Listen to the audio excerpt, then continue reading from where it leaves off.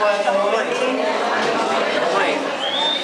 A lista de presença já está correndo, está por aqui, já está. Aí vocês assinam.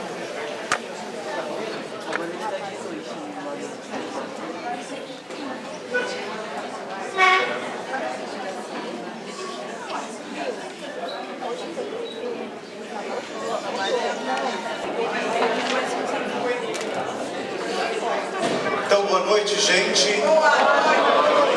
Bem-vindos a todos essa terceira noite do nosso caminho mariológico. Hoje aquele que vocês vão ter que suportar sou eu. Suportai-vos uns aos outros, ou seja, sejam suportes uns dos outros, né? Então nós vamos dar início à nossa noite já, no horário certinho, às 19h30, vamos ficar de pé para a nossa oração. Vinde, Espírito Santo, enche os corações dos vossos fiéis e acendei neles o fogo do vosso amor. Enviai o vosso Espírito, e tudo será criado, e renovareis a face da terra. Oremos. Ó Deus, que instruísse os corações dos vossos fiéis com a luz do Espírito Santo, fazei que apreciemos retamente todas as coisas, segundo o mesmo Espírito, e gozemos sempre da sua consolação, por Cristo Senhor nosso. Amém. Tudo que fizermos seja para a maior glória do Pai, do Filho e do Espírito Santo. Amém. Então podemos sentar. Se eu apagar essas luzes da frente aqui, porque eu percebi que alguns slides vão ficar um pouquinho difícil de se ver.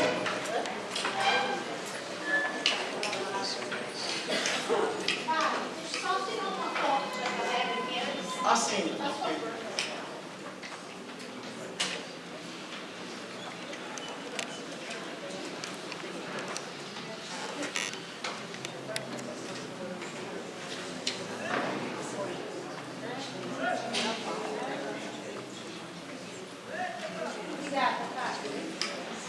Se eu apagar essa luz, quem está aqui na frente atrapalha? Não? Não. Então tá bom. Ótimo. Então, mais uma vez eu agradeço a presença de todos e todas aqui nessa noite terceira que caminhamos nesse itinerário mariológico. Nós tivemos na segunda-feira o Padre Donizete, que falou um pouquinho sobre essa dimensão mariológica dentro, dos textos das Escrituras. Ontem o Padre André Monteiro, lá da Perpétuo Socorro, nos falou um pouquinho também da Mariologia, nas suas aparições, da Mariologia, segundo aquilo que, vamos dizer, mais conhecemos. Apesar da gente ter lá dentro do jornal Paróquia em Marcha o itinerário, vocês perceberam que não está sendo muito seguido, porque havia alguns padres que iam nos auxiliar, mas por força maior eles não puderam vir, Então a gente acabou encaixando o próprio Padre André, ele não podia vir no dia dele, ele antecipou porque seria hoje o dia dele, mas como ele tinha um compromisso hoje, ele pediu para vir no dia 12. Então não estamos seguindo bem lá aquele itinerário, Em 5 dias a gente não consegue adentrar, a essa teologia e essa compreensão maior do que vem a ser a Mariologia. Então hoje eu coloquei introdução à Mariologia. Nós tocamos o aspecto bíblico, nós tocamos o aspecto devocional, nós tocamos diversos aspectos da Mariologia. Mas, afinal de contas, o que é isso? E aonde nasce a Mariologia? A Mariologia seria uma busca, uma compreensão de quem é Maria. E nessa busca e nessa compreensão de quem é Maria, o nosso desejo, como povo cristão e mariano que somos, encontrar o lugar de Maria dentro comunidade cristã e na igreja, ou seja, dá um lugar de destaque a Maria tão somente e se encerraria aí.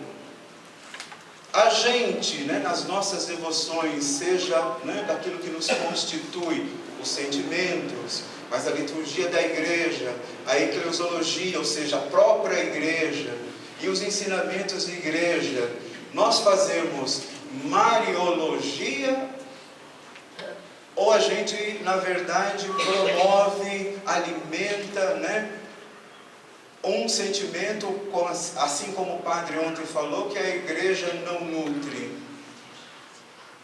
Então, eu queria colocar aqui hoje, e a gente não vai se deter assim propriamente dito naquilo que a gente vai ao longo do caminho fazer, porque senão não vai dar tempo. Por isso, mais uma vez, introdução à mariologia. É uma forma da gente, como no caminho de Emaús, não é que quando ele falava com a gente, despertou o nosso coração começou a arder, e dentro do aspecto mariano ou mariológico, esse arder o coração é ou deve incitar o nosso desejo de depois sim a gente aprofundar mais, buscar mais o conhecimento, saber mais sobre a mariologia e consequentemente alicerçar a nossa fé. Então por isso a gente vai caminhar assim. Para ser bem didático, apesar dos slides que fiz, alguns eu vi que vai ser um pouquinho difícil da gente enxergar, mas a gente vai mesmo assim caminhar por eles. Então, introdução à mariologia.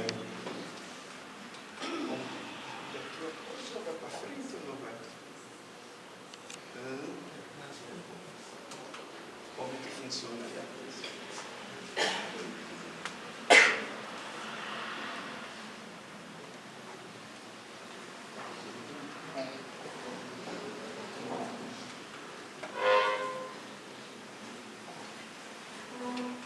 Acho que o bichinho não quer funcionar.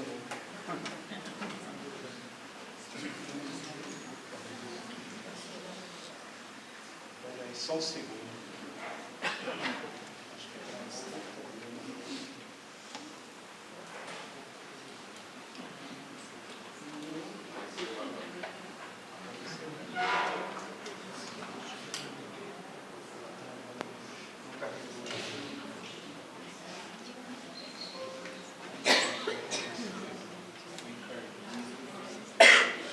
Acho que é um cardido mesmo.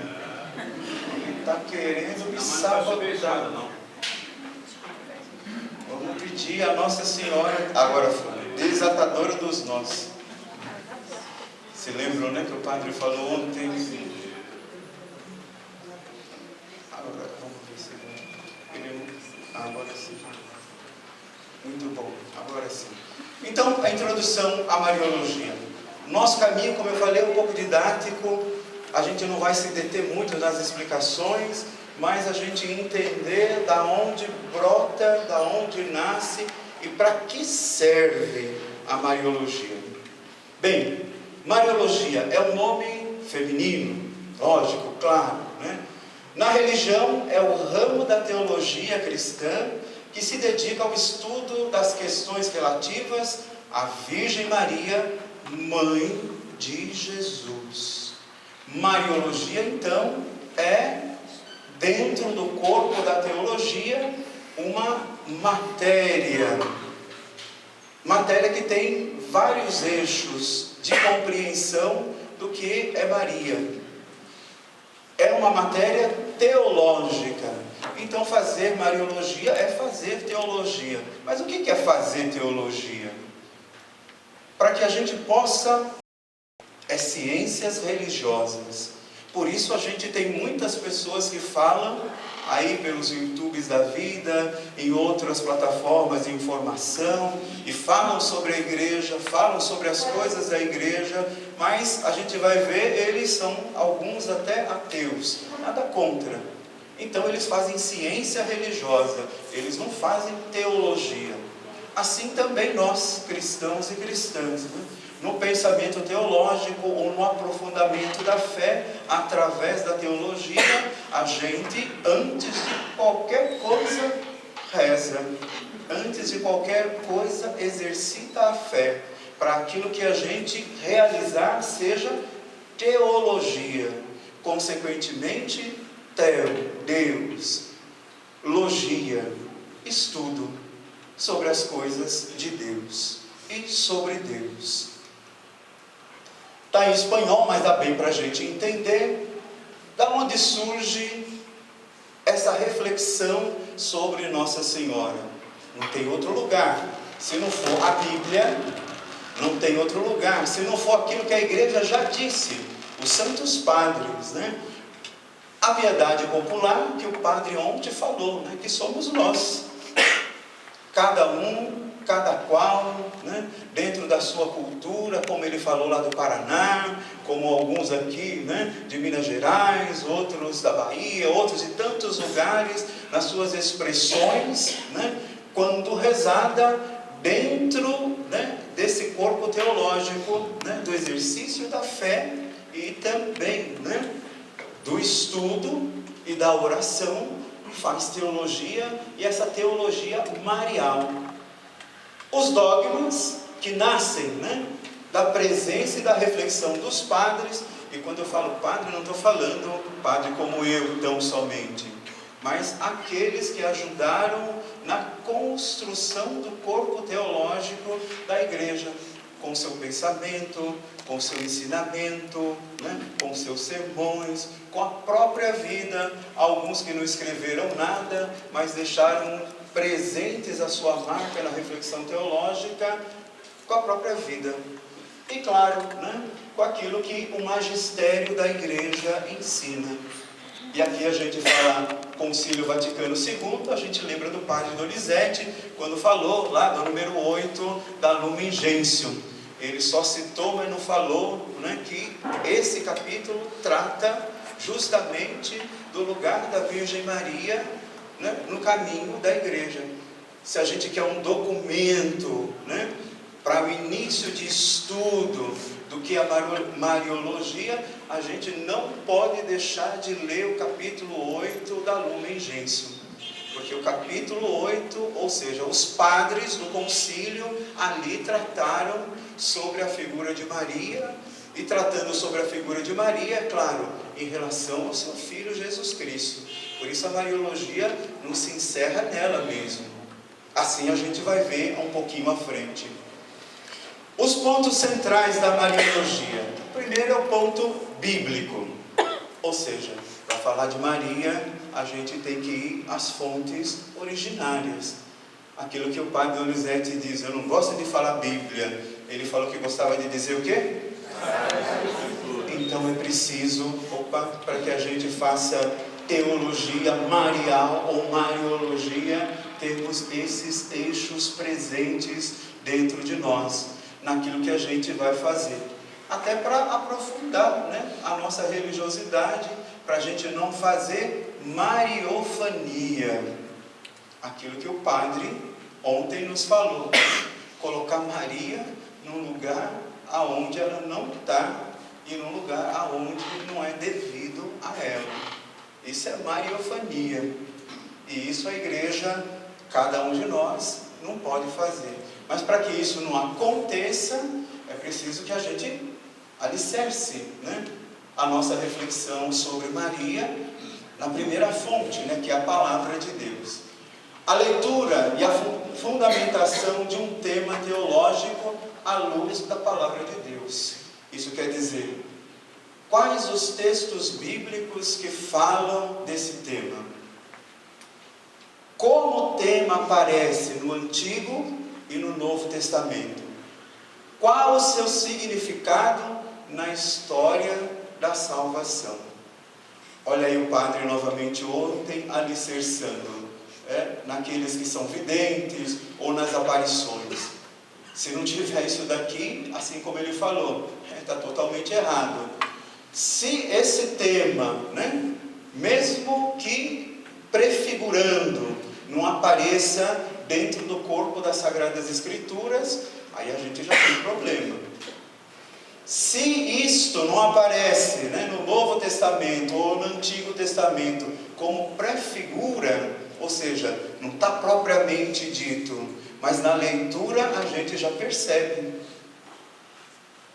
Se isso não caminha, né, dentro da história da salvação, tem um problema. Por isso também, aquilo que o padre falou ontem, Mendigore. Não é que não tenha todos esses elementos, mas alguns estão faltando. E se está faltando, não dá para a igreja dizer, ou não dá para a igreja ter um parecer ou aprovar. Mas não é só isso, né? A gente vai um pouquinho para frente. Não sei se dá para ver. Dá para ver? Eu vou ajudar. Eu descobri uma maneira de ajudar. Vamos lá então. Agora. Aí. Os eixos bíblicos, para ser bem didático aquilo que eu falei, tentando ajudar nessa compreensão.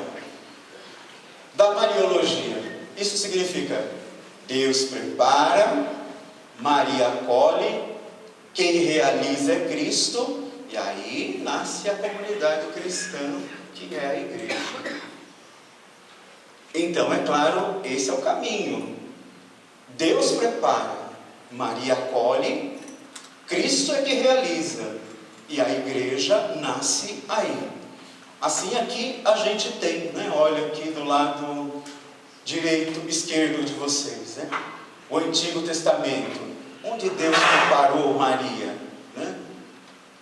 Essa preparação, naquilo que eu falei, não está propriamente dito, mas ao ler o texto a gente já percebe a presença marial ali.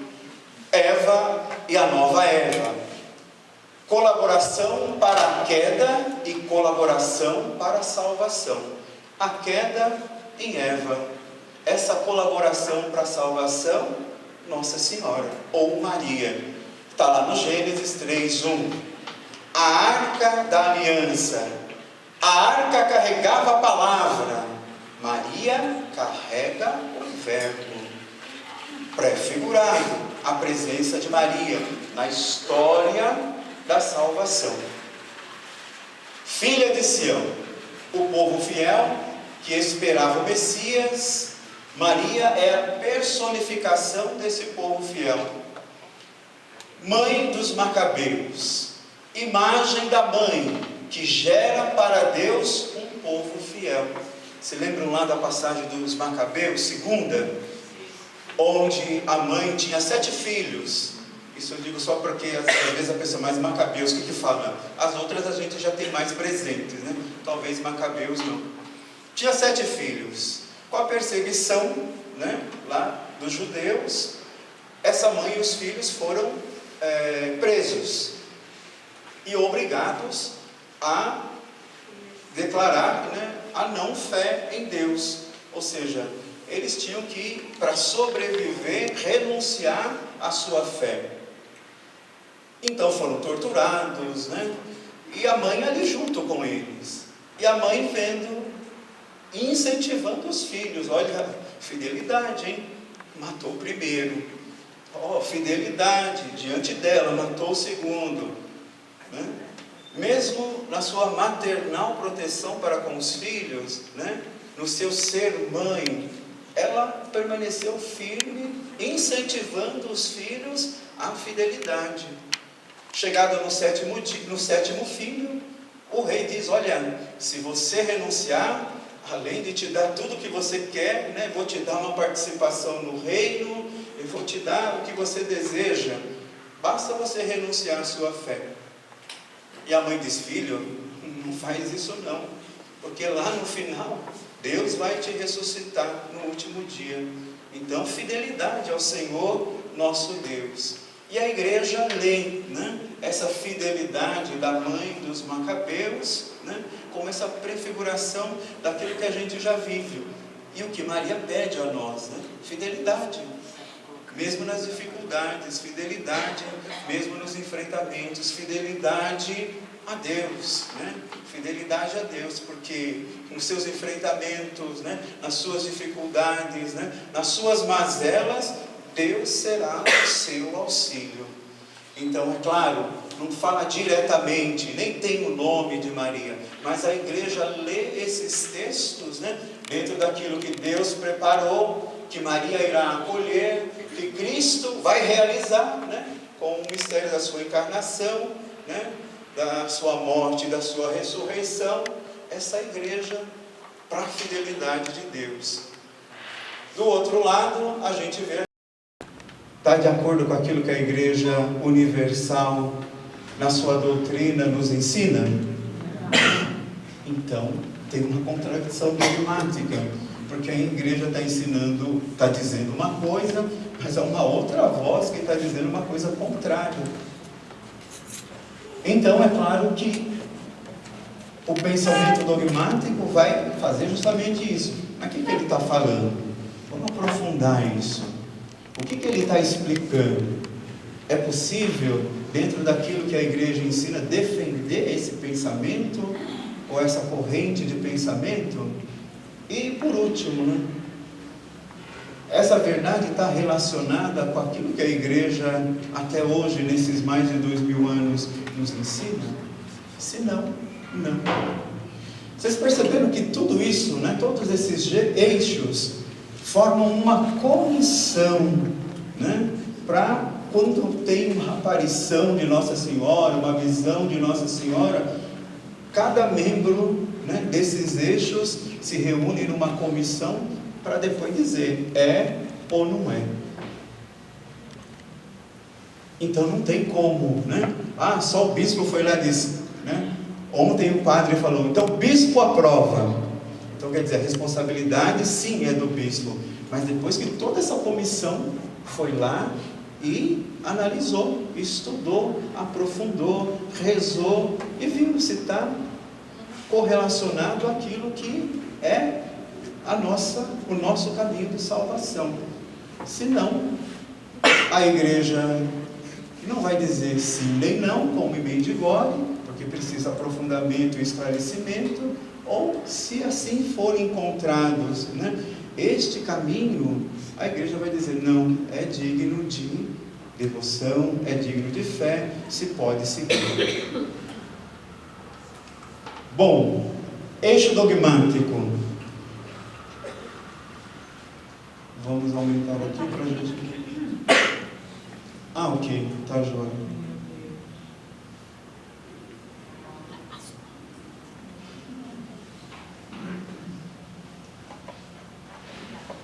Ok, vamos lá então. O eixo dogmático na teologia mariana. Maria no mistério de Cristo. O que é a teologia? O que é a teologia mariana? A teologia mariana é a reflexão teológica sobre Maria Santíssima à luz do mistério de Cristo e da Igreja e da redenção, reconhecendo-a como a Mãe de Deus e modelo de fé e imagem de igreja. Fundamentos bíblicos tem que estar presente, senão dogmaticamente a igreja vai dizer precisa haver mais. E aqui aquilo que é, né, a constituição dogmática presentificada, né, nos dogmas marianos: a maternidade divina, a Imaculada Conceição, a virgindade perpétua e a Assunção de Maria. Eu não vou me deter aqui, porque mais para frente, ou em outro dia, a gente vai entrar nesse assunto. E aqui o eixo espiritual. O que é o eixo espiritual? É a dimensão da fé que conduz à experiência de Deus e à transformação da vida. Enquanto os outros eixos explicam a doutrina, o eixo espiritual sempre vai fazer perguntas. Como essa verdade é vivida? No caso, né, das aparições marianas, né, como que essa aparição é vivida, é sentida, é refletida pelo povo de Deus, pela igreja? conduz mesmo à santidade? E uma outra pergunta: como isso transforma o coração humano? Dependendo dos sinais, que dali brotam, no sentido da vida, a igreja vai dizer: bem, é válida, conduz a um caminho de santidade, muda as pessoas? Ou é só, como o padre ontem falou, um devocionismo? E veja que essa pedagogia está bem dentro da igreja, e a gente experimenta a maioria todos os dias. Todos os dias. Vamos para frente. A espiritualidade. Aumento. Desculpa, gente, eu achei que ia dar para ver sem fazer esse malabarismo, mas não tem problema. Maria no convívio íntimo com Deus. Maria é toda de Deus. Sua alma é um contínuo sim, uma entrega total à vontade divina. Maria, mestra de oração. Com Maria aprendemos a orar, como Jesus nos ensinou. Maria, discípula fiel, ela escuta a palavra, medita no coração e vive essa palavra. Então o eixo espiritual vai buscar ver sim ali, essas dimensões são vivenciadas. Senão, é claro, a gente tem alguma coisa boa, a gente tem alguma coisa inspiradora, a gente tem alguma coisa que nos traz consolação, mas não é uma manifestação verdadeiramente mariológica. Maria, mãe da vida espiritual, ela nos gera para a vida da graça, pela sua intercessão e amor materno. Maria, modelo das virtudes, humilde, pobre, paciente, caridosa. Maria é um espelho, ou o espelho mais perfeito da pessoa do seu Filho Jesus Cristo. Ela caminha conosco nas lutas, nas quedas e nas vitórias. E aqui a gente tem um itinerário espiritual de uma verdadeira devoção a Nossa Senhora. Ela nos leva a escutar a palavra. Ela nos leva a servir com amor. Ela nos leva a acolher Jesus. Ela nos leva a perseverar com Ele. Ela nos leva a desenvolver, a desempenhar a nossa missão. Isso é uma verdadeira devoção a Nossa Senhora. No final vou fazer uma pergunta, vamos ver se vocês entenderam o que eu estou dizendo mesmo, E está prefigurado dentro, do mistério bíblico. As imagens já remetem aos textos que a gente já conhece. Acho que a maioria conhece, cada imagem, e consegue identificar o texto aonde ela se encontra. Vamos para frente. E aqui o último eixo, o apologético. O que é o eixo apologético?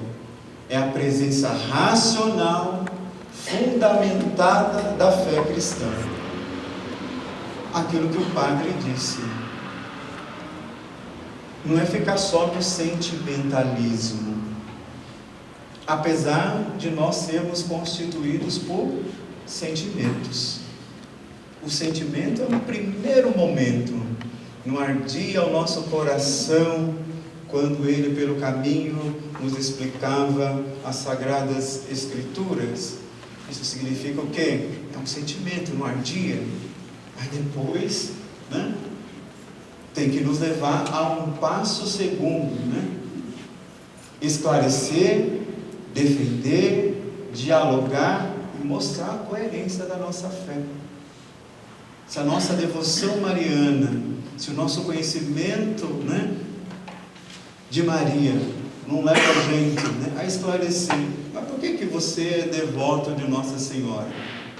Me esclareça. Mas como que você defende que Maria apareceu, lá em Aparecida, dentro de um rio? Me esclareça. Vamos dialogar um pouco sobre isso, porque eu desejo compreender. Tem coerência isso com a fé? Ou seja, com os outros eixos da fé? Se a gente não sabe explicar, a gente se deixa vencer. Eu lembro que na minha casa ia sempre os mormons, né? Porque a minha irmã estava numa transição religiosa e eles iam lá, eles levam lá uns livrinhos, uma Bíblia, e senta, explica, não sei o que, né? E um dia eu estava lá de férias, né? E eles chegaram, só que eles não sabiam que eu era padre, né? Eles chegaram, eu estou lá, e eles começaram a explicar, né? Eu estou lá junto na sala, eu não sabia. Aí a minha irmã falou, esse é meu irmão, ele é padre. Ele fala, então a gente tem outro compromisso, eles deixaram pra mim. Não que eu soubesse mais que eles, não é isso, né? Mas eles encontraram ou entenderam que ali poderia haver algum questionamento, né? E talvez, na minha cabeça, né, eles pensaram que se eu fizesse um questionamento, eles não saberiam muito explicar, então eles preferiram fazer o quê? Ir embora. Mas também não é o que a gente faz. A gente também faz isso, né? Às vezes a gente, consciente ou inconscientemente, a gente foge do assunto. Porque como o padre ontem falou, às vezes a gente fica naquilo que é constitutivo nosso, os sentimentos, mas não vai mais à frente, né? Como nós ouvimos, né, no domingo retrasado, bom, você tem que estar pronto para dar razões da sua esperança. Você tem que estar pronto para dar razão, né, da sua esperança. Será que a gente está pronto? Não estou dizendo que a gente tem que saber tudo. Não estou dizendo que a gente tem que ser teólogo, né, mariólogo, né? Não estou dizendo que a gente tem que estudar teologia sistemática, dogmática, cristologia. Não estou dizendo isso, né? Mas a gente, como cristão, católico, apostólico, romano, tem que conhecer um pouquinho mais, né? Ou, pelo menos, manifestar o desejo de conhecer um pouquinho mais para dar razão da nossa esperança. Para dar razão da nossa esperança. Senão a gente foge, né? E claro, quando a gente foge como eles fugiram, tudo bem, ali não causou prejuízo nenhum. Mas se a gente foge, né, de ajudar os nossos, né, vai ter muita gente que tem muitas razões para encher a cabeça deles aquilo que não é. E aí a gente daqui a pouco vai ver as heresias. Heresias essas que, se vocês forem perceber, a maioria foram, né, pensadas, rezadas e difundidas por religiosos, sacerdotes na sua maioria e bispos. Então, saber um pouquinho mais também evita. E no nosso tempo pós-moderno ainda é pior, né? Porque tem um monte de gente que se diz, né, bispo, padre, religioso. Se não me engano, não sei se foi o ano passado, um bispo lá da diocese, do vice-presidente da CNBB, né? Ele foi numa paróquia e falou para o padre, olha, eu vou vir batizar 2 pessoas aqui na sua paróquia, posso? Eu falei, não, senhor, pode vir, todo vestido de bispo, tudo, né? Roupa de bispo, solidel, tudo, foi, fez o batizado e depois descobriu que não era bispo e nem padre era, mas o padre achou que era, porque ele estava vestido de bispo, né? E deu um bafafá danado. Não sei se vocês não acompanharam isso. Foi lá no norte, né? No nordeste, uma diocese lá do nordeste, do Dom Jackson, que é vice-presidente da CNBB. Mas quem ele batizou não ficou batizado? Para nós não, porque é um batismo inválido. Mas para dizer, às vezes a gente também cai nisso, né? E o padre continuou padre? Assim, mas ele não fez por mal, foi um engano dele. Para ele era um bispo. Não, mas o padre não conhecia o bispo. Mas o que falta é, né? Mas vamos mais um pouco. Em Aparecida não, na Canção Nova, um tempo atrás, né? Estava tendo uma missa na Aparecida, na Canção Nova, né? Todos os padres lá no altar da igreja, e todo mundo assistindo. Era um dia festivo, eles estavam de paramentos vermelhos, e tinha 2 padres lá também celebrando a missa. Enquanto a missa seguia, a câmera fechou no presidente da celebração, e quando abriu, os 2 padres que estavam juntos já não estavam mais. Alguém telefonou lá e disse: padre, da Canção Nova, e disse: esses 2 rapazes aí não são padres. Quer dizer, não é por mal, né? É por falta de conhecimento. E aqui eu quero exemplificar justamente isso, né? A nossa falta de conhecimento leva a gente a aderir, a absorver e também a anunciar doutrinas ou conceitos doutrinários que não fazem parte da Igreja Católica Apostólica Romana. Então, sempre o cuidado, por isso os eixos, né? Para uma investigação de uma aparição, para uma investigação de um milagre, a igreja não diz: foi. Não, primeiro tem que ver, rezar, né? Estudar, aprofundar, para depois dizer sim. E às vezes a gente falta esse rezar, aprofundar, para depois a gente dizer sim. Simplesmente a gente absorve e anuncia. E quantas coisas a gente anuncia que nem verdadeiras, como o padre ontem falou, são. Por maldade? Não, porque tanto aparece lá, né, no Nordeste quanto na Canção Nova, quem acolheu os padres achou que era padre, porque confiou, né, na batina, no hábito. Sim, são padres, mas na verdade não são. Eu não quero ser polêmico, quero falar um outro exemplo aqui, mas deixa para lá. Porque pode ser que vocês seguem isso e depois dizer: é verdadeiro, padre, mas não é. Bom, o eixo da apologética. Eu não vou ler para não ocupar muito tempo, né? Mas está presente aqui aquilo que a apologética nos ensina e nos ajuda a compreender, né? Não encontramos Maria lá na Bíblia. Quanta gente já falou isso para a gente: vocês são um bando de idólatra, né? Eu li a Bíblia toda e não encontrei Maria. Se a gente se aprofunda, Maria está presente desde o início, Gênesis, e no cumprimento das promessas, Lucas, João e Atos dos Apóstolos, evidentemente prefigurada a sua presença, como no livro do Gênesis. A devoção a Maria é idolatria. Se a gente estuda um pouco, a honra dada a Maria é relativa, pois aponta sempre para Cristo. Então não é idolatria. A gente, né, quando a gente na missa, já perceberam, fala da Virgem Maria, a gente faz uma pequena mas quando a gente fala de Jesus, principalmente na consagração, a gente, então até na missa a gente aprende, mas não percebeu. Então a gente não é idólatra, a gente não tem, né, não faz idolatria a Maria. Maria é apenas a mãe de Jesus, nada mais. Não, ela é Theotokos, ela é mãe de Deus, porque senão a gente cai numa heresia, né? Porque se ela não é mãe de Deus e é mãe só de Jesus, a gente diz que tem 2 pessoas aí, né?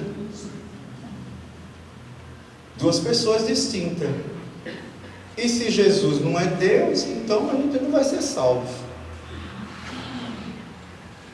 Aí tem um problema. E isso é uma das heresias que a gente vai ver mais à frente. A igreja exagera no papel de Maria. A igreja não inventa, mas recebe o que a revelação ensina e a tradição confessou ao longo dos séculos. Então, muito antes de nós, né? Como eu disse, né? Bíblia, os padres, né? A devoção popular. Antes de falar de Theotokos, o povo já dizia, não foi a igreja, o povo já dizia. A igreja fez todo esse caminho naquilo que o povo já dizia, para depois sim afirmar. Mas o povo desde sempre já proclamava Maria como mãe de Deus, né?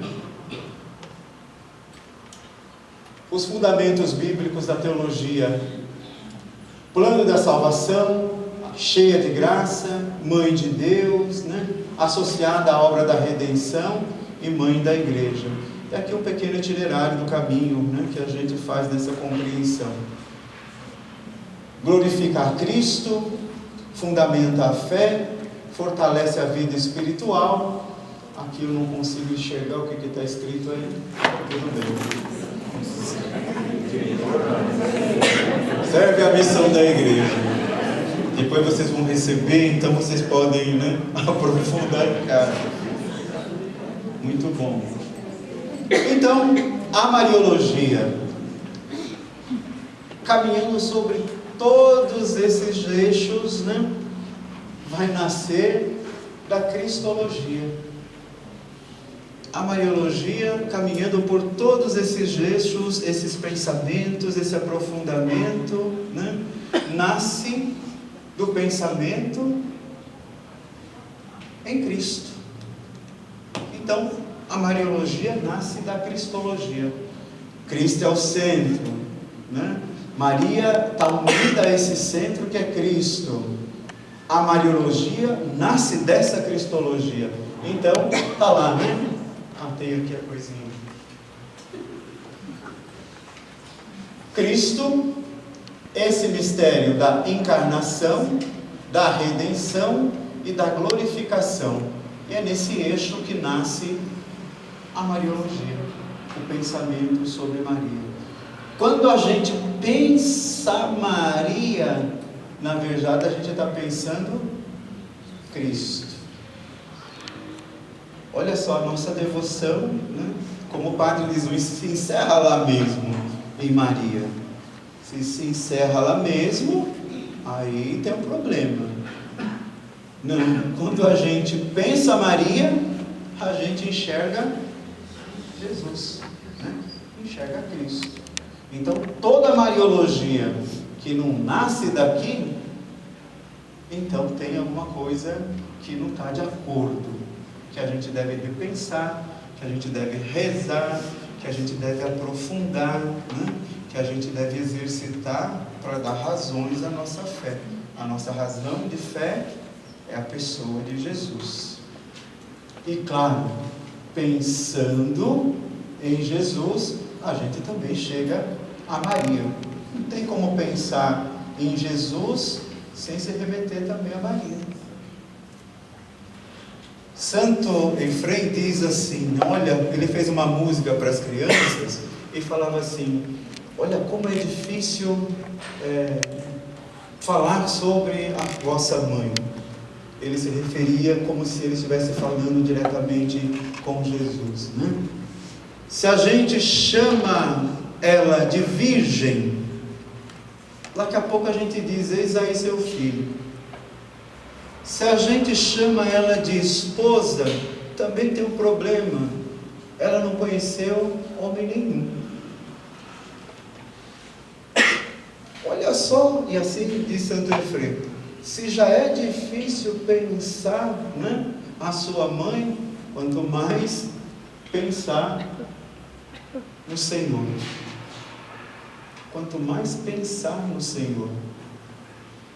Então, a Mariologia nasce desse pensamento em Cristo. E aí a gente vai entender um pouco o que se pensa de Cristo. Então, Maria aparece ligada à encarnação do Verbo, ao plano salvífico de Deus, à verdadeira humanidade e divindade de Cristo. A pergunta central que a gente se faz é: quem é Jesus Cristo?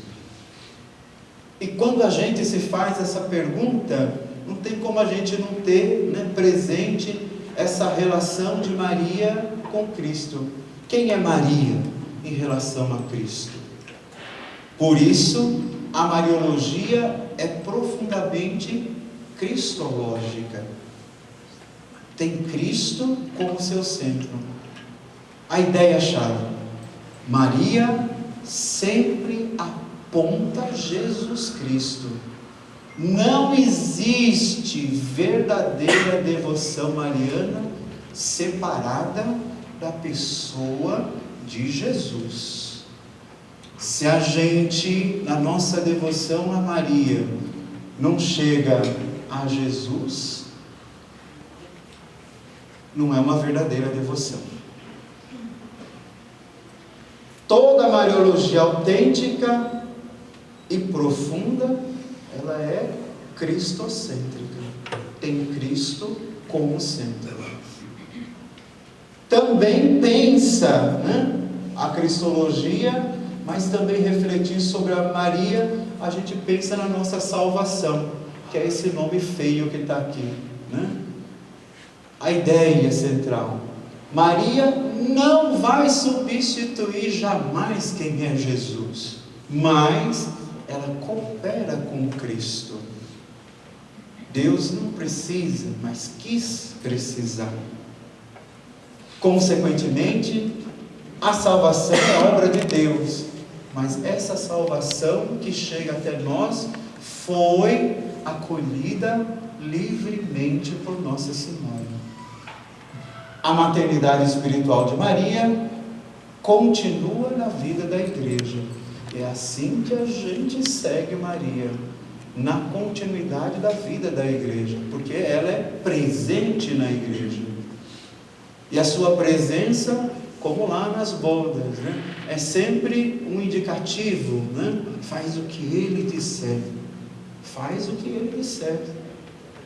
Então, toda a Mariologia é cristológica, tem Cristo como centro, para a nossa salvação.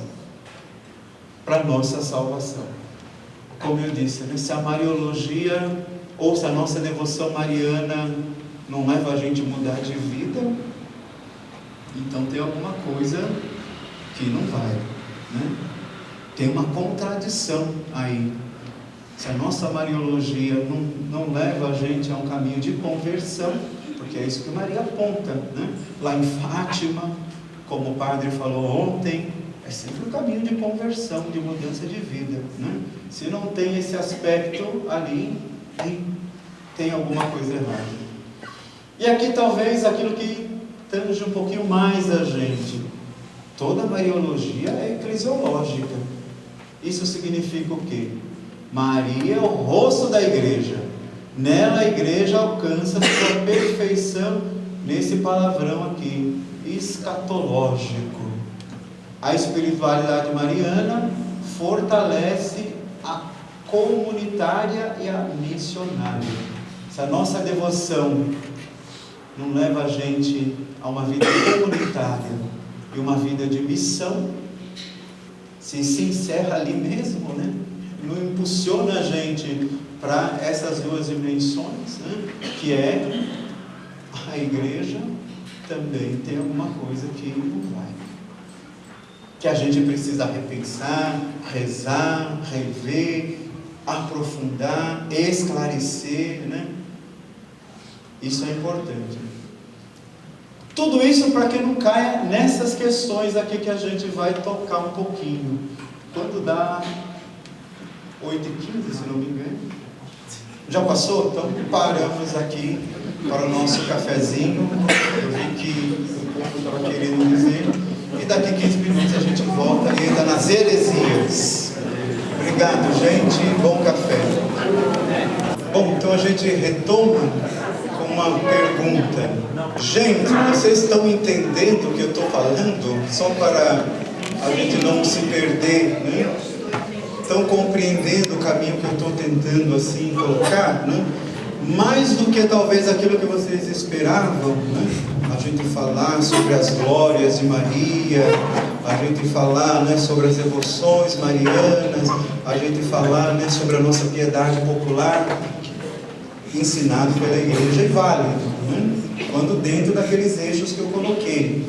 Eu estou tentando, né, despertar o desejo de vocês conhecerem mais, né?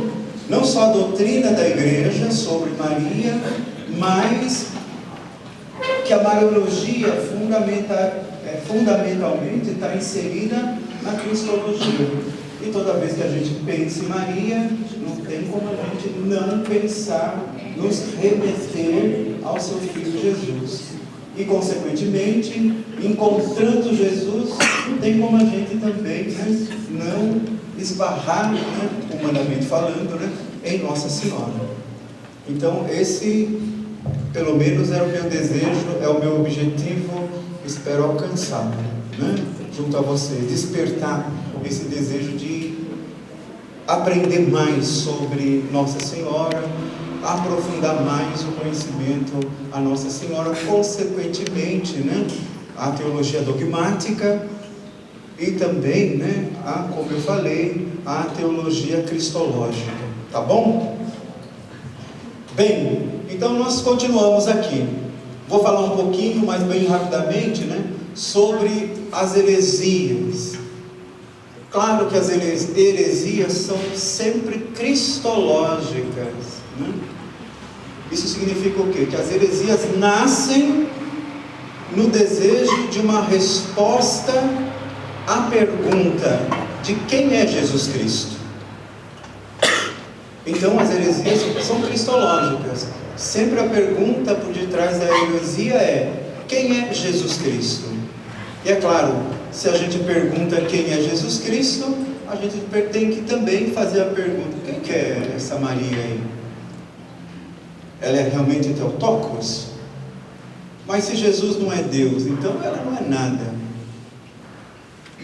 Se Jesus é uma pessoa só louvável, admirável, então sim, ela tem um certo mérito, mas aquilo que a gente tem como presença mariana na nossa devoção não cabe. Então as heresias começam aí. Rapidamente, as principais heresias, né, combatidas, né, nos concílios, principalmente os 7 primeiros, né, que a igreja teve. O docentismo negava a verdadeira humanidade de Cristo. Então Cristo só é divino, ele não tem nada de humano. Dentro dessa heresia ou desse ensinamento, quem falasse que Cristo era humano estava errado. E está errado mesmo, sim ou não? Sim. Mas se é uma heresia, como que estava errado? Está errado. É que tá bom. A gente vai chegar lá para compreender. O gnosticismo separava Cristo divino de Jesus humano. Tem o humano e tem o divino, mas cada pessoa é distinta. Está errado. Marcionismo negava o nascimento real de Cristo. Então Cristo não nasceu. Nasceu um homem, vou usar essa palavra para compreensão, mas não é essa palavra, e por favor não dissemine a mesma palavra. Nasceu um homem e depois Deus possuiu ele. Então, claro, Maria não é mãe de Deus, e aquele que nasceu de Maria também não é Deus, porque depois do nascimento é que Deus possuiu aquele homem lá. Para ficar bem compreensível aquilo que se pensava à época, né? Via o ebionismo, via Jesus apenas como homem, não tem nada de Deus em Jesus. Então, o aprofundamento mariológico surgiu, emergiu dessas heresias ou dessas doutrinas pregadas, né, que em relação à pessoa de Jesus. E a pergunta, como eu disse, fundamental é: quem que é Jesus? Assim, a Mariologia tornou-se um instrumento de defesa da fé cristã. Então a nossa devoção mariana, sim, constitutivo daquilo que somos, seres de sentimento, mas a nossa devoção naquilo que tange os eixos é uma profunda defesa da fé em Cristo. em Cristo. Porque se você nega, né, estas coisas relativamente trazidas à pessoa de Nossa Senhora, se Maria não é mãe de Deus, então tem algum problema desses aqui que são heréticos, né? Alguns irmãos protestantes de algumas igrejas, não, Maria, eu vi isso uma vez, né? É como se fosse um cano de água. A graça passou por ela só, mas não tocou nela. Se foi assim, Jesus não é verdadeiramente homem, porque a graça só passou, como se fosse um cano d'água. Eu vi essa explicação de um pastor, sei lá o que era. Passou, mas em nada tem de Maria. Então, consequentemente, se é assim, Jesus não é verdadeiramente homem. E se Jesus não é verdadeiramente homem, então a nossa salvação está comprometida. Só que as pessoas falam essas coisas, mas não analisam, não aprofundam aquilo que está falando. E a gente às vezes, né, ingenuamente, é verdade? É verdade, é porque Ele é Deus. Então a Mariologia, né, foi aprofundada dentro dessas divergências ou dentro dessas questões cristológicas, tá bom? O desenvolvimento dogmático, mas bem rápido, vai sair, né, dentro daquilo que a gente depois vai ouvir nesse dia, não vai dar tempo, né? Mas a maternidade divina, sim, Maria é a Theotokos, ela é a mãe de Deus. Isso é uma verdade. Sendo mãe de Deus, ela foi virgem antes do parto, no parto e depois do parto. Esse é um dogma de fé para nós católicos. Eu vi uma vez o padre, aquele que ia lá no Luciano, não sei se vai ainda, como chama ele? O Fábio de Melo, né? Não vou falar mal dele não, gente. Ele falou uma coisa interessante até de se pensar. Mas ele estava na Canção Nova, né? E que havia um grande questionamento, até entre católicos mesmo, né? Mas mais nessa dimensão protestante, né? Diz, mas por que o padre não casa? O pastor casa, não sei quem casa, o padre devia casar, né? Aí ele diz, mas peraí, vai se meter lá nas suas coisas da sua igreja, né? Se você lá na sua igreja, lá na sua comunidade, lá na sua fé, né, diz que Maria não é a mãe de Deus, diz que ela não é virgem, né, antes do parto, no parto, depois do parto, tudo bem, você tem a liberdade, né? Mas não vem se meter naquilo que é próprio nosso, né? Ele dizia isso em relação, né, à questão do casamento do sacerdote, mas a mesma coisa que alguns vão, né, que são as heresias, né? Bem, a gente não vai discutir, a gente não vai brigar, mas essa é a nossa fé. Se você é católico, apostólico, romano, né? Porque você pode ser católico, apostólico, brasileiro, aí tudo bem, também, né? Mas se você não crê nisso daqui, diferentemente daquilo que o padre falou ontem, né? Você não precisa crer na aparição de Nossa Senhora lá em Aparecida. Isso não é dogma de fé. A igreja aprova, né, e confirma. Porém, para você ser católico, apostólico, romano, você não precisa ir em Aparecida. Mas de dizer que Maria não é a mãe de Deus, aí sim, você não é católico, apostólico, romano. Dizer que Maria não foi virgem antes do parto, no parto e após o parto, você também não é católico. Você é qualquer coisa, menos católico, apostólico, romano. A Imaculada Conceição de Maria, desenvolvida progressivamente a partir da santidade singular de Maria. E a Assunção, né, baseada, né, na tradição oriental e na glorificação, né, da Mãe de Deus. Isso a gente vai ver e aprofundar um pouquinho mais à frente. Bom, então a Mariologia não surgiu isoladamente, mas surgiu dessas perguntas. Quem é Jesus Cristo? Como se une em Jesus Cristo a realidade humana e a realidade divina?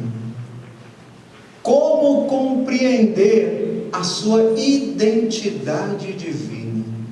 E é isso que os concílios, né, reunidos com os padres, os teólogos, né? Alguns santos, vão estudar, rezar, aprofundar. E é isso que vai criar a base para que haja a Mariologia. O pensar sobre Maria é pensar sobre o próprio Filho, porque é daqui que nasce a Mariologia. Assim, defender Maria era defender a fé no seu Filho Jesus Cristo. Isso é importante a gente ter presente, né? Isso acontece, né, no século IV. Né? O século IV foi fundamental para o desenvolvimento da Mariologia, por causa do crescimento da igreja. Aí já não tinha mais a perseguição. Constantino, né, havia suprimido a perseguição aos cristãos. Então a igreja começou a crescer, a igreja começou a se espalhar, a igreja começou a atingir outras pessoas de outras culturas, de outras línguas, que no seu desenvolvimento cultural tinha outros credos, e aí chegou a igreja, né? E aí, é claro, houve, né, um confronto naquilo que já se ali falava, diante das realidades que a igreja professava. E aí começou a borbulhar as heresias, né? Principalmente e fundamentalmente a pessoa de Jesus. Bom, aqui tem umas heresias que eu só vou ler para vocês entenderem o que é. Vou aumentar aqui. Dá para ver mais ou menos? Não, mais ainda. Vai desfocar, mas tudo bem. Bom, mas vocês vão receber, né? O ebionismo, Jesus, igual e plenamente humano, mas ele não é Deus, não é divino. Então Jesus aqui é homem, mas é diferente de ser Deus, né? Jesus era um ser humano normal que nasceu naturalmente, isso é, não por nascimento virginal. Ele não era divino, mas foi capacitado depois pelo Espírito Santo de Deus. Há apenas um Deus que é distinto do seu Messias escolhido. Então Jesus foi um homem escolhido e depois capacitado pelo Espírito Santo, né, para desenvolver ou para, assim como a gente diz, fazer o seu ministério. Mas Jesus não é Deus. Não estou falando isso, gente, estou falando da corrente de pensamento, né? Fica claro, não sou eu. Senão amanhã o Dom vem aqui me falar alguma coisa. Eu só estou passando aquilo que eles pensavam na realidade cristológica, e os concílios tiveram que responder que não é isso, que não é isso. O outro né, o docentismo. Jesus é divino, mas não é humano. Quando ele multiplica o pão, né, ele é divino. Quando ele anda sobre as águas, ele é divino. Mas quando ele morre na cruz, não, aí não. Ele não é divino aí, porque Deus não sofre. Deus não pode sofrer. Então também havia esse pensamento. Jesus é humano, não eternamente divino. Jesus nasceu humano, foi unido com o Espírito Santo de Deus no batismo e adotado ao ser de Deus em sua ressurreição. Então sim, ele foi adotado depois da ressurreição, que ele é Deus. Antes, nada disso. Isso descaracteriza quem é Maria, até o Theotokos, né? E isso também, claro, tem consequências graves, né, na doutrina da salvação. Porque se ele não é verdadeiramente Deus e verdadeiramente homem, ou não tocou a realidade humana, então ele não pode salvar, ele não pode redimir. Então eram as doutrinas que ali faziam. Outras doutrinas, o modalismo, o apolinarismo, o arianismo. Vou ficar aqui no arianismo. Jesus, humano, mas não divino. O Logos, o Verbo, né, era o primogênito da criação. tornando carne humana na encarnação. Mas houve um tempo em que o Filho de Deus não existia. Compromete a doutrina da Trindade. Se ele não existia, então não existe Trindade, Pai, Filho e Espírito Santo. E se ele não existia, ele é um ser criado. Então, consequentemente, também não pode nos salvar, porque ele não é eterno. Né? E depois as doutrinas gnofismo e nestorianismo. É o que a gente vai falar, só vou falar de duas, né? Porque é muita coisa, não dá para a gente destrinchar isso. Jesus, divino e humano, mas separadamente, aquilo que eu falei. Quando ele vai pelas águas e anda sobre as águas, aí ele é divino. Quando ele multiplica o pão, ele é divino. Mas quando ele sofre, aí não. Aí quando ele passa pela paixão, aí ele não é divino. Aí é o homem. Então, ele é duas pessoas, mas nunca natureza. O que a igreja não professa. E o que a igreja também não ensina. Essas eram as doutrinas, né, que esses 7 primeiros concílios vão buscar rezar, aprofundar e responder, porque são heresias, está em desacordo daquilo que a igreja ensina, e ensina até hoje, não é que mudou, ensina até hoje, mas a gente vai ver que a gente católica, apostólica, romana, nas suas devoções, ou nas suas falas, ou no seu modo até de falar sobre a religião, cai muito nessas heresias, mas sem saber que é uma heresia, que a igreja já combateu, mas que estão aí presentes de outras maneiras e outras formas, que a gente não consegue perceber à primeira vista, mas estão aí, é até difundida, né? Por isso uma vez falei para os ministros, tem coisas, né, que eu não sei. Não sei se tem aqui, tem advogados aqui, né? Levanta a mão os advogados. Tem um ali, tem aqui. Se eu for lá de evento do juiz, né, falar toda aquela... Eu gosto de assistir o Supremo Tribunal porque eles falam muito bonito, né? Então eu gosto de assistir o Supremo lá, eles falando, né, fundamentando os votos dele, eu gosto daquilo, né? Mas se fosse eu, não dá não.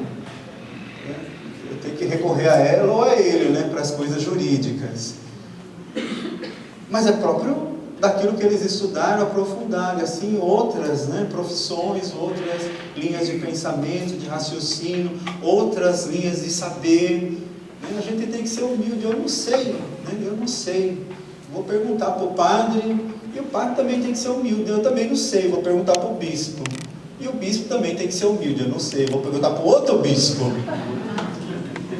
E há bispos que não são teólogos, ou não são doutores em teologia, não que tenha que ser, né? Mas não tem aquele conhecimento. Muitas vezes eu vi bispos, né, que em reuniões do clero havia uma dúvida canônica. E o bispo parava a reunião e diz: ô padre, você que é canonista, responde para a gente. Porque ele, por ser bispo, ele não é obrigado a saber aquilo. Ele não fez direito canônico. Fez, né? Mas igual eu lá na faculdade, mas não era um aprofundamento de quem fez, né? O mestrado, o doutorado, se aprofundou naquilo. Então essa humildade também, né? Porque às vezes a gente difunde uma heresia achando que isso daqui, como eu falei, eram alguns padres e bispos que falavam isso. Padres e bispos também, né? Imagina, né? Não estou menosprezando ou diminuindo ninguém, mas nós... Uma vez alguém disse assim: ah, mas a mulher é divorciada, então ela não pode comungar, ela não pode batizar. É verdade, sim ou não? Não, porque se ela não está vivendo em segunda união, não tem nada a ver. Para a igreja ela é casada, porque não existe divórcio para a igreja. Mas muita gente vai lá e massacra a pessoa, né? Fala com uma autoridade, mas nem é verdade. Não chega a ser uma heresia. Pode incorrer num erro que é o que a igreja não ensina, mas a gente diz para as pessoas que é. Né? Se a pessoa, seja homem ou mulher, né, não está em segunda união, né, casado para a igreja, ela é. Né? Então ela não tem nenhum problema em comungar. Porque divórcio para a igreja, na verdade, né, casamento no civil nem existe, se a gente for ver canonicamente, né?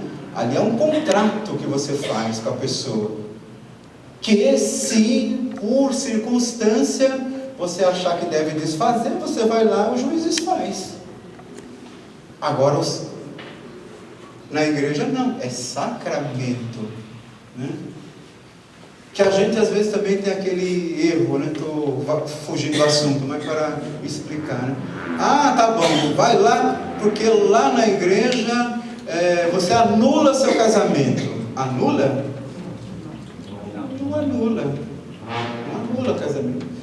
Essa linguagem, né, confunde um pouco, né? Mas não tem como anular um casamento. Isso na igreja católica, né? Canonicamente falando. O que acontece?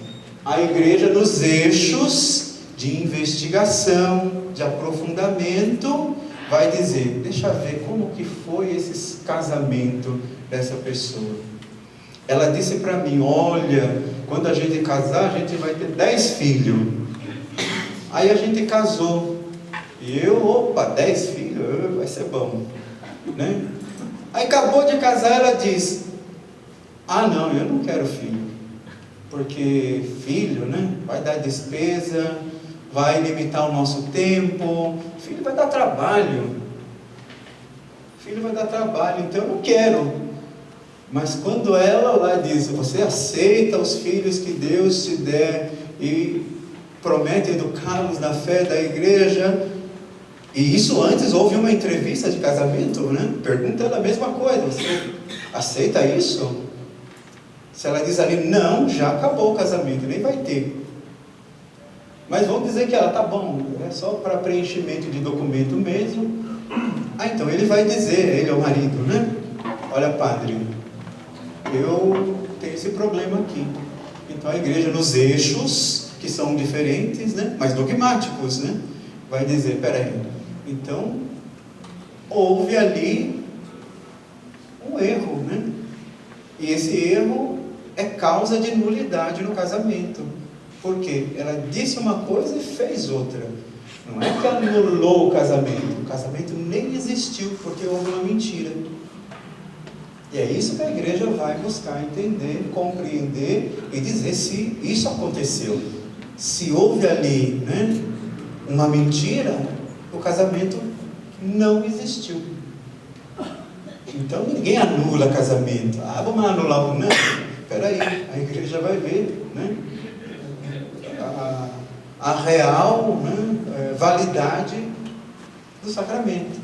Se ali, né, houver alguma coisa que anule, ou seja, torne o casamento inválido, aí a igreja vai dizer, ó, seu casamento é nulo. Mas não porque foi anulado, é porque ele não existiu, né, em base a algum erro ou alguma má-fé, consciente ou inconscientemente, a igreja vai julgar daquilo que foi e aconteceu. A mesma coisa, mas isso tudo para dizer, né? Em algumas coisas é melhor a gente aprofundar, rezar, e se não chegar, ter, né, a humildade de perguntar ou direcionar a outro também, para que não incorra nas heresias. Bom, um concílio de Nicéia, já tem 1700 anos esse concílio, imagine quantos anos, né, atrás o concílio. As heresias cristológicas e a defesa da fé. Primeiro concílio no ano 325, é uma foto ilustrativa, mas é claro que os padres não usavam essas roupas aí, mas, né, tranquilo. Bem, aqui eu vou tentar, quando for 9h30, por favor me avise que a gente termina, tá? Independente de onde estivermos. Contexto bíblico, nasceu ou foi, né, realizado lá em Nicéia, né, na Ásia Menor. Foi o primeiro grande concílio ecumênico da igreja e tinha como principal objetivo enfrentar essa heresia do arianismo. Heresia combatida, seu principal representante era Ário, um presbítero da igreja de Alexandria, ou seja, hoje a gente diria um padre, né? Lá da igreja de Alexandria, porque eu também sou presbítero, né? É uma outra maneira de dizer sacerdote ou padre. O que ele dizia? O filho não era eterno. Cristo havia sido criado por Deus. Portanto, Jesus não possuía a mesma natureza divina do Pai. A frase mais importante: houve um tempo em que o Filho nem existia. Essa tese ameaçava o núcleo da fé cristã, né? Da fé em Cristo. Porque se a gente assim falasse, né, que Jesus não é plenamente Deus, ele não poderia ter e oferecer a verdadeira salvação. Então o concílio se reuniu para dizer: não, ele é Deus. Consequentemente, olhando para Maria, ela é a mãe de Deus. A cristologia que toca a mariologia. Gerado, né? Criado. Diferença. Gerado, como a gente reza, naquilo que o padre Donizete falou no credão, né?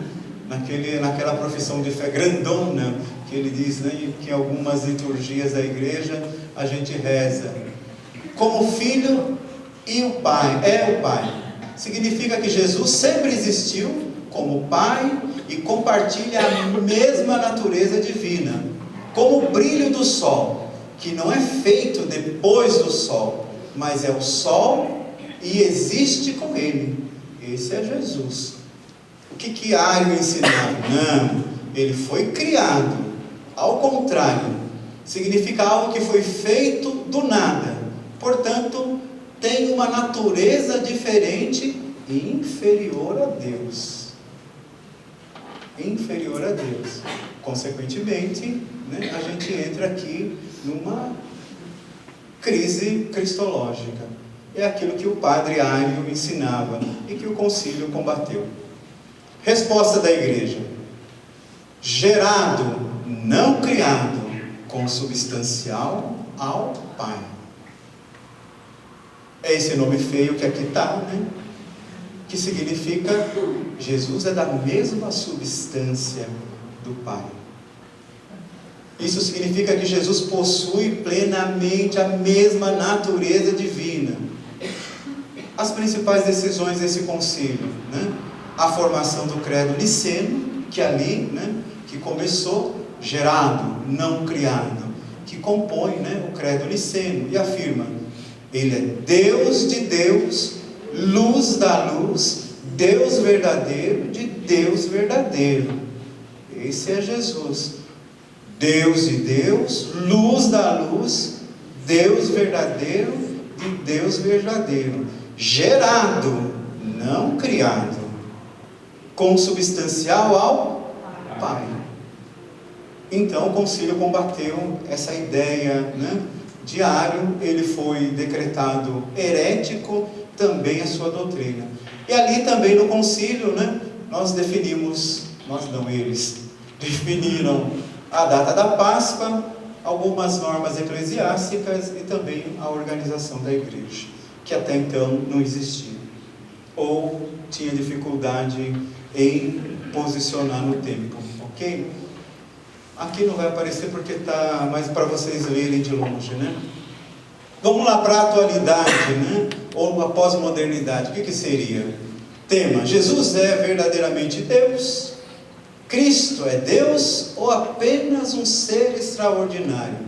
Se a gente fosse perguntar hoje, seria mais ou menos assim, né? Jesus é apenas um grande influenciador espiritual, um mestre ético, um símbolo de amor, ou ele é realmente Deus? Ainda essas perguntas pairam aí, né? Que alguns confundem, né? Jesus é um grande mestre espiritual, mas não é Deus, né? Jesus é um grande mestre da ética, mas não é Deus. Jesus é um símbolo universal do amor, mas ele não é Deus. consequentemente, é uma heresia. Né? Ele é Deus. Se a gente vai um pouquinho mais para frente, exemplos acessíveis. Pense em alguém que admira profundamente um autor ou um mentor digital. Né? Vamos pensar na atualidade bem próximo e que toca a nossa realidade. No Frei Gilson, no Padre Marcelo, no Padre Fábio de Mello. Eu digo isso porque são os mais conhecidos nossos, né? Mas não estou julgando nem falando nada sobre eles, só para dar um exemplo, né? Essa pessoa, a gente pode dizer, ela mudou a minha vida. Depois que eu comecei a levantar 4 horas da manhã ou 3, não sei, para rezar o terço.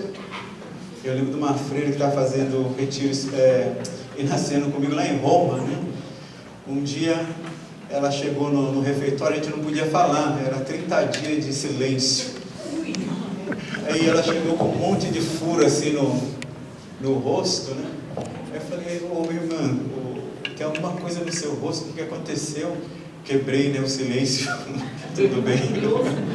Curiosidade é mais forte. Ela disse, não, é que ontem eu dormi com o terço aqui, eu falei, imagina ela com o Frei Gilson, que tem que levantar 4 horas da manhã, não ia levantar. Mas é interessante que essa mesma freira, no outro dia, ela estava com um negócio enorme na cabeça, um galo. E ela era minha vizinha de quarto, né? E como você ficava o dia inteiro, né, sem falar, você dormia um pouco mais, né? E depois, é claro que de noite você não tinha muito sono. E tinha muitos livros de santo. Eu estava lendo a vida de Santo Inácio, em quadrinhos, né? Aí escuto do outro lado, blá! Daí eu falei, nossa, o que aconteceu lá? Aí no outro dia no refeitório, ela está com aquela galo na cabeça. Eu de novo, né? Quebrando. O que aconteceu? Não é que eu sonhei cair da cama.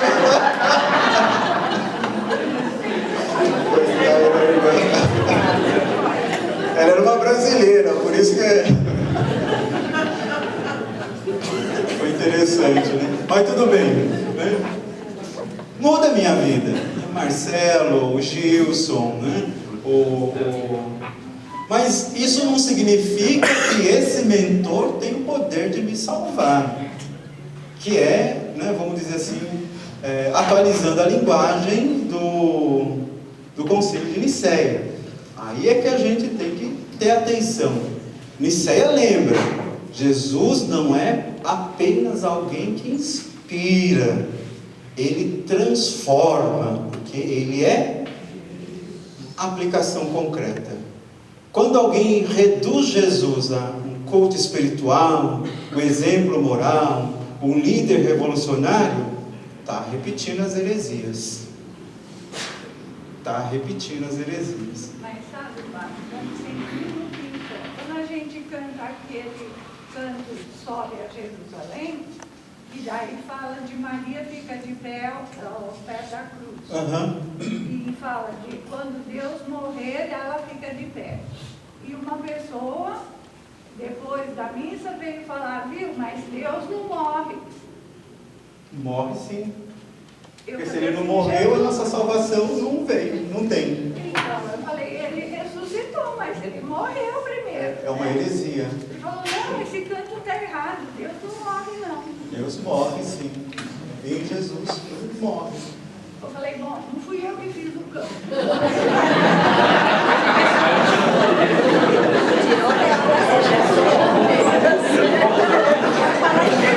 Saiu bem, saiu bem. Vai reclamar com quem fez. Bom, continuamos.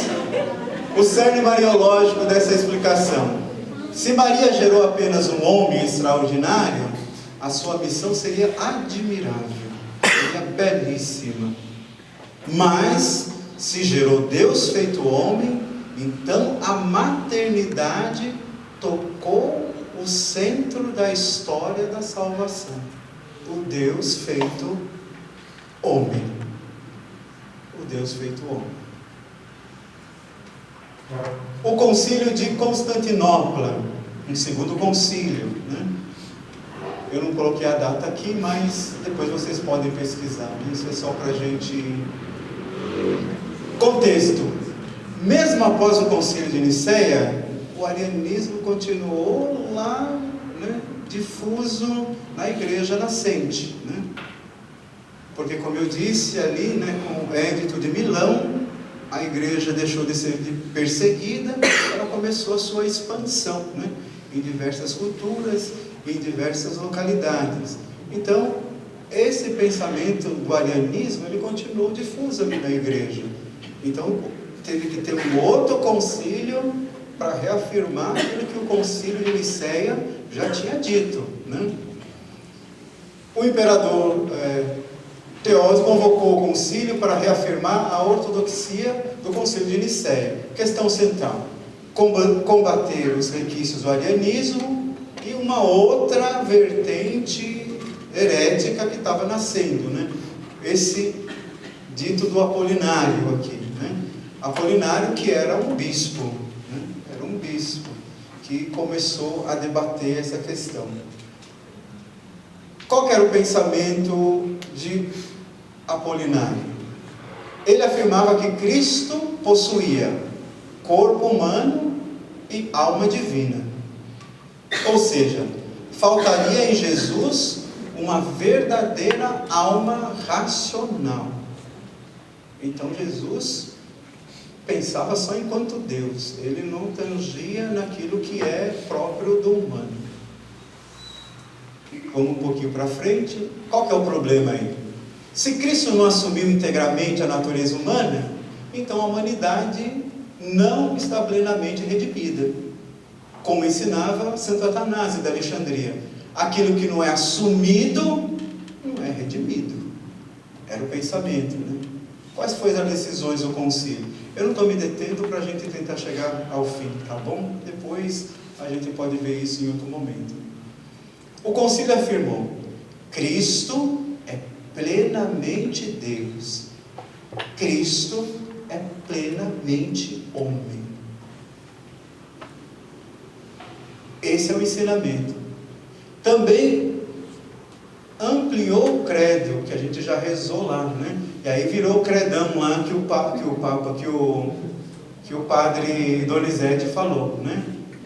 O credo niceno-constantinopolitano, rezado ainda hoje na liturgia, em alguns momentos na igreja. E consolidou, né, a doutrina da Trindade e a doutrina da Cristologia. Esse aqui eu vou aumentar, só para vocês enxergarem um pouco mais distante. Opa.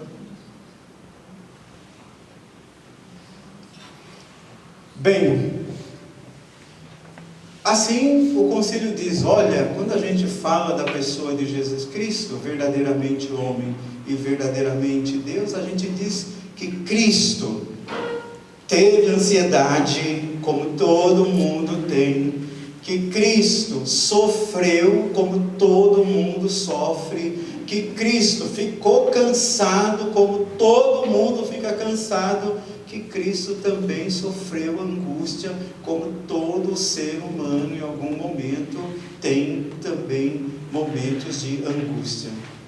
Exemplo acessível: a diferença entre um aplicativo de meditação, não sei se isso, né, toca a gente para um exemplo mais assim próximo da gente, que simula o acolhimento. Então você está lá com seu aplicativo da espiritualidade X ou Y, aí você está lá, né, ansioso, você clica lá e te traz um pouco de consolação. Você está cansado, você se reclina ali e aquele ambientação daquilo que o aplicativo propõe te ajuda, né, no seu descanso, né, físico, mas também no seu descanso, e assim sucessivamente, né? Mas é diferente, né, dentro dessa doutrina. O que a doutrina está dizendo, né? De uma pessoa real. Cristo é uma pessoa real. Porque se a gente fosse, né, atualizar a linguagem do concílio, né, Cristo seria como esse aplicativo. Ele está aí, mas não está. Ele não toca a nossa natureza humana. Ele não toca essa natureza que é própria nossa. né? É diferente, né? O concílio diz não, que é diferente de uma pessoa que senta ao seu lado no sofrimento, que senta ao seu lado no sofrimento. Isso quer dizer que está junto com você, sofre com você, cansa com você, experimenta aquilo que você experimenta, tudo, menos pecado, né? Mas ele assumiu verdadeiramente a nossa natureza humana, em tudo, menos o pecado. Deus não simulou a condição humana, ele viveu plenamente como nós. Um pouco mais à frente, quando alguém diz, atualizando, Deus não entende a minha dor, a resposta do concílio: Cristo chorou, Cristo sofreu, Cristo teve medo, Cristo foi tentado. Então ele compreende sim, o seu sofrimento, né? Que você expressa através das suas orações, seja de intercessão, ou seja no seu diálogo pessoal diretamente com Ele. Ele entende porque Ele mesmo, né, chorou, sofreu, teve medo e foi tentado. Esse é o filho de Maria, aquele que Maria diz, é esse aí que vocês devem seguir, porque por amor a vocês, Ele, como diz em João, se encarnou e veio habitar entre nós, para chorar conosco, sofrer conosco, padecer do medo, também ser tentado como nós. Esse é Jesus, verdadeiramente homem, mas verdadeiramente Deus. Duas naturezas, mas uma só pessoa. É um pouco difícil da gente entender, precisa de mais tempo, e a irmã está falando que está acabando, né? Isso. O cerne mariológico. Maria deu a Jesus uma humanidade. Então não foi como aquele pastor, não me lembro quem falou, né? Que era um cano, Maria é como um cano que passa água, mas não toca. Não, tocou, né? Tocou. Ela nos dá, né, o Salvador encarnado, né? Consequentemente, ela é a mãe de Deus encarnado. Concílio de Éfeso, faço o último concílio, dá para aguentar mais 5 minutinhos?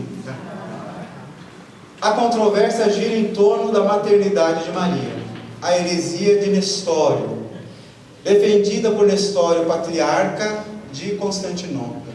Patriarca também, a gente, vamos dizer, para simplificar, é um bispo, né? Seria um bispo. Ele ensinava que em Cristo haveria duas naturezas, duas pessoas distintas. Consequentemente, Maria seria apenas a mãe do não até o, ou seja, ela é mãe do Cristo, mas ela não é mãe de Deus, porque Jesus, né, tem duas naturezas em duas pessoas distintas. Aquilo que a igreja ensina, sim ou não? Não, ainda bem que vocês perceberam que não é isso. São duas naturezas em uma pessoa, não é, né, duas pessoas distintas, né?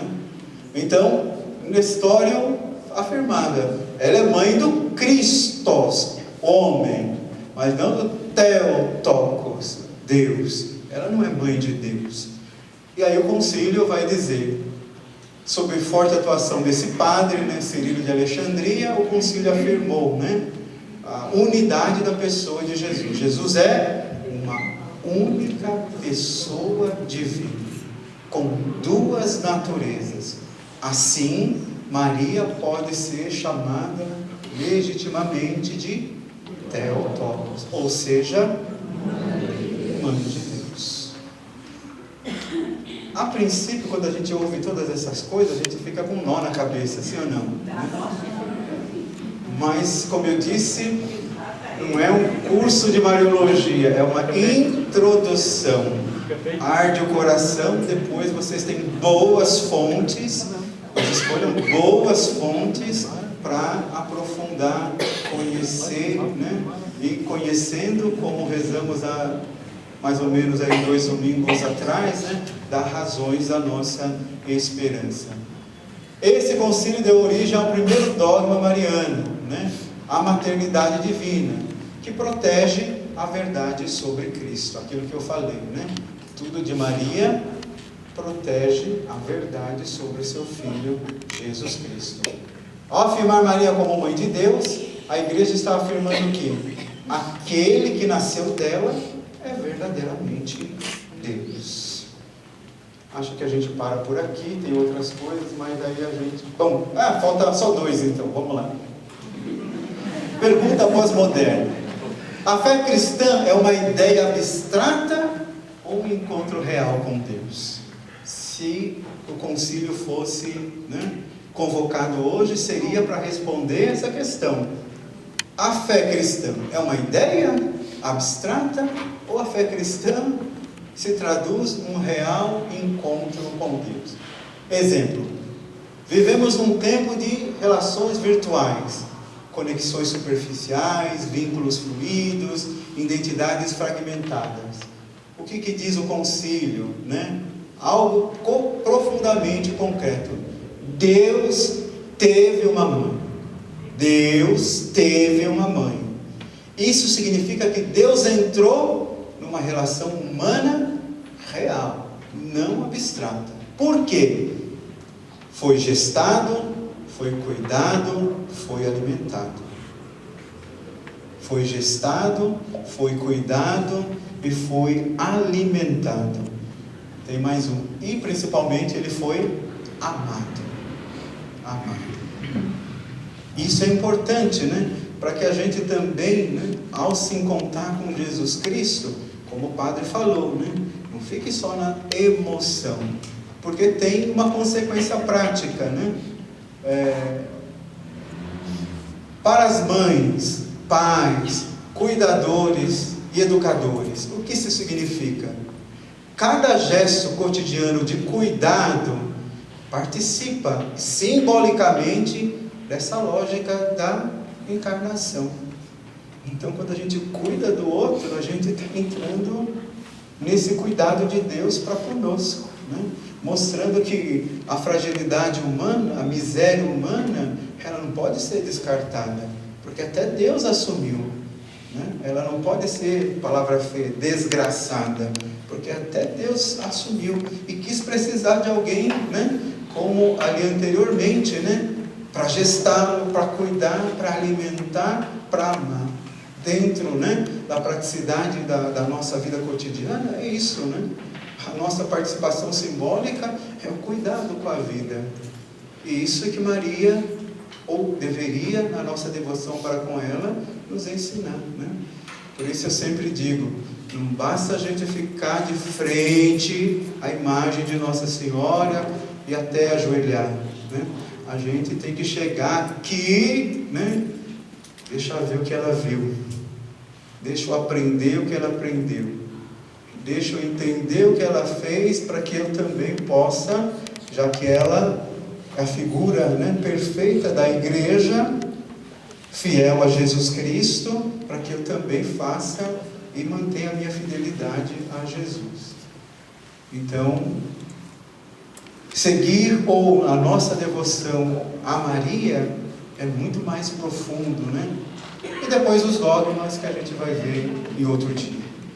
Obrigado, gente. Deus abençoe vocês.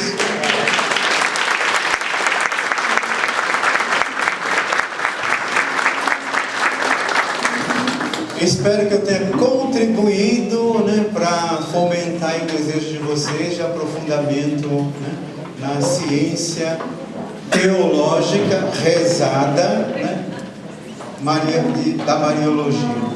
Uma boa noite a todos. Até amanhã, se Deus quiser.